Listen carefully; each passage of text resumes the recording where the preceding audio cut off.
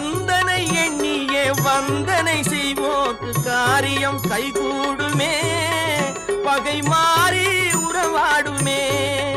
சிவமைந்தன் அருளாலே மெய்யறிவுண்டாகி மேன்மை உயர்வாகுமே. ஐயன் முருகனை கூப்பிட்டு முறையிட்ட பேருக்கு முற்றிய வினை தீருமே. முருகனை கூப்பிட்டு முருகா